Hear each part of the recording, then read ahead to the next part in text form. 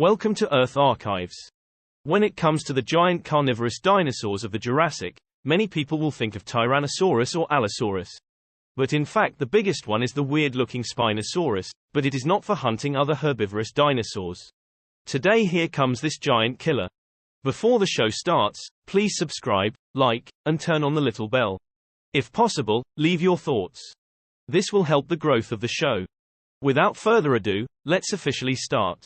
The story begins in 1911, when Ernst Stromer, a Bavarian paleontologist, launched an expedition to collect mammal fossils in the little explored deserts of Egypt.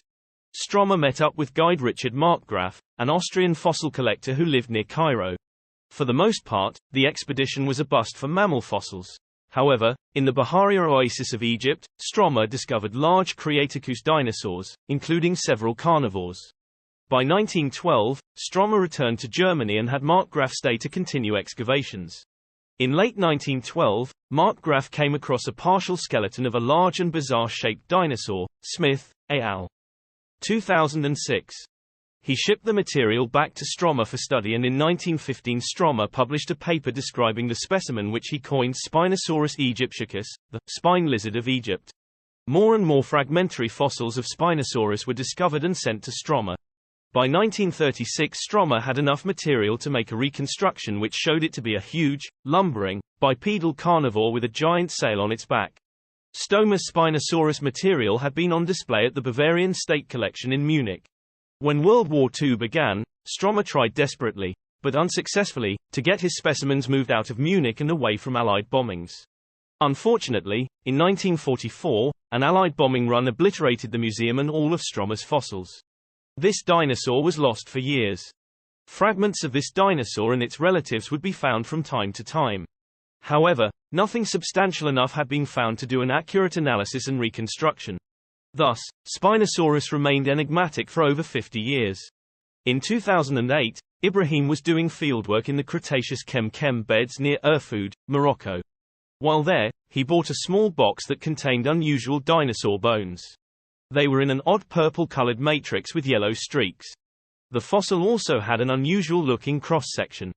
When at the Natural History Museum in Milan, Italy a year later, Ibrahim was shown a partial dinosaur specimen from Morocco.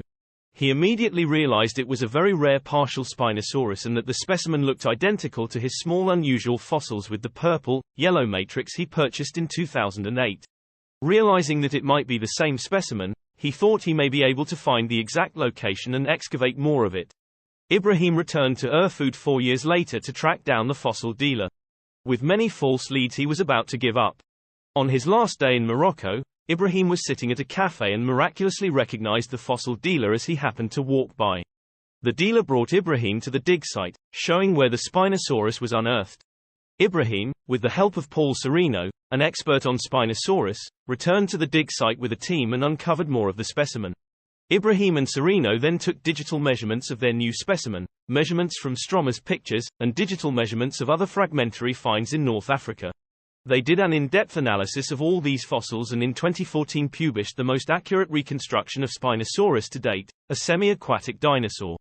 After Ibrahim's paper was published, he returned to Morocco and excavated an area next to his original specimen, and in 2018 Ibrahim and his team uncovered an 80% complete tail of a juvenile Spinosaurus. Since the tail is almost entirely absent in the previous specimen, this was the first time paleontologists got a good look at a Spinosaurus tail. What they found was remarkable.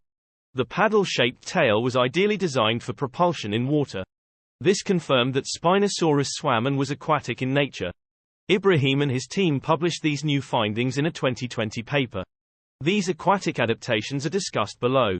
Aquatic adaptations of Spinosaurus, designed for water. Members of the Spinosauroid family had some aquatic adaptations, but it appears Spinosaurus took those adaptations much further. Changes in the skull, legs, feet, neck, tail, and even the bone density made Spinosaurus look more like a crocodile or an early cetacean, whale, than a theropod dinosaur. Below are details on the aquatic adaptations. 1. The teeth. Ideal for grasping onto fish. Spinosaurus aegyptiacus teeth are odd for a theropod. Even Stromer realized they were unlike any other theropod's teeth. Instead of teeth with the typical serrated knife-like blade, Spinosaurus teeth were long, round, and pointy, more like crocodile or odontocete, toothed whale, teeth. Since the teeth are not blade-like with serrations, they would do a horrible job at slicing and cutting through flesh and bone. However, the peg-like teeth, like those of crocodiles, toothed whales, and even the sand tiger shark, are ideal for grasping and holding onto fish. 2. The skull. Like a crocodile. Like the teeth, the jaws of Spinosaurus are suited for capturing fish. They are very similar to the narrow jaws of the garvial, a type of fish-eating crocodile. These narrow jaws are clearly much weaker than other large theropods such as T. rex and Carcharodontosaurus. They lack the huge muscle attachment areas. This means they are not suitable for clamping onto large struggling prey and tearing chunks of flesh from them. Just like the gavale, they are more suitable for grasping onto smaller prey, like fish. The front of the snout has an array of small openings. In the 2014 publication, Ibrahim, al. states these are very similar to the foramina in crocodiles. These foramina contain pressure receptors that can detect moving prey underwater. One difference between Spinosaurus skulls and crocodile skulls is the nasal openings. Ibrahim also states that the nostril of Spinosaurus is positioned toward the posterior end of the skull.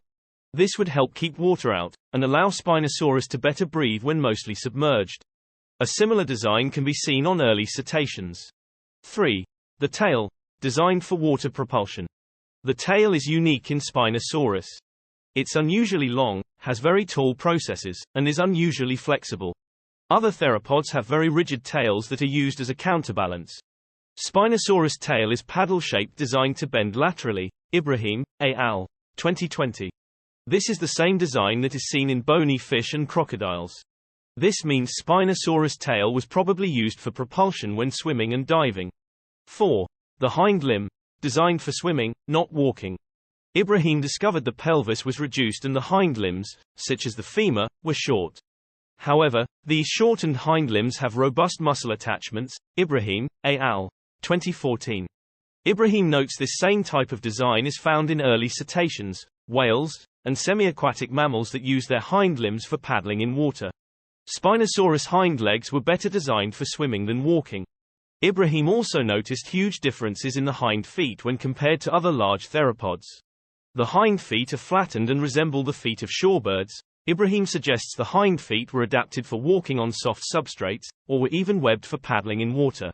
Another unique finding is that Spinosaurus' center of gravity is shifted toward the rib cage, whereas all other theropods the center of gravity is over the hips.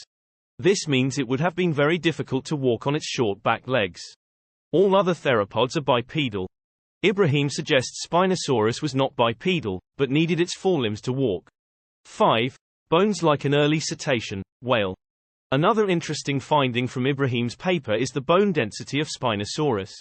Some of the bone samples had a bone density 30–40% greater than that of other theropods, including other early spinosaurids. A high bone density is found in aquatic and semi-aquatic mammals. It helps with buoyancy when diving and swimming. A similar bone density is also found in early cetaceans, whales. Their bone density increased as they were adapting to the water. Clearly, Spinosaurus was adapting to life in an aquatic environment. 6. The sail of Spinosaurus. Spinosaurus has huge processes on its dorsal vertebra. They can reach lengths of over 5 feet. They are the tallest processes on any dinosaur. Strommer believed these processes formed a large sail on its back, like some reptiles. However, there was never enough fossil evidence to determine what these large processes were actually for. Later, some people proposed they formed a large hump on its back. Others thought it was for heat regulation. Fortunately, a partial specimen in the 2014 paper has some well-preserved dorsal processes. These spines are very dense and are not vascularized. This means it would not have served as a heat regulatory function. They also found the edges of the spines to have ligament scars. This means it would not have been a hump, like on a buffalo, but instead wrapped tightly in skin. Ibrahim, al. 2014. They therefore conclude the large spines would have functioned as a sail on the dinosaur's back, possibly serving as a display structure that would have been visible while swimming. So, Stromer's original idea was correct. It was probably a large sail. Conclusion. The remarkable rediscovery of this intriguing dinosaur gives scientists enough information to clearly say Spinosaurus was at least semi-aquatic. Spinosaurus was a theropod that was not bipedal, as it had the wrong center of gravity and short stubby hind legs.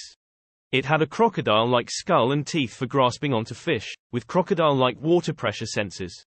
It had nasal openings set away from the front of the snout with dense bones, just like early cetaceans. It had a long flexible mosasaur-like tail, and wide flat feet like shorebirds. Spinosaurus was truly an evolutionary masterpiece, designed for the water. However, some paleontologists disagree with Ibrahim's research. In 2018, Henderson simulated Spinosaurus buoyancy using its bone density and lung placement. He determined it could not dive and was unstable at the surface, as the sail would cause it to roll to one side. Another paper by Hone and Holtz in 2021 also suggests Spinosaurus was not fully aquatic, but instead stayed along the water's edge stalking fish. It looks like more research is necessary to make a final conclusion about Spinosaurus.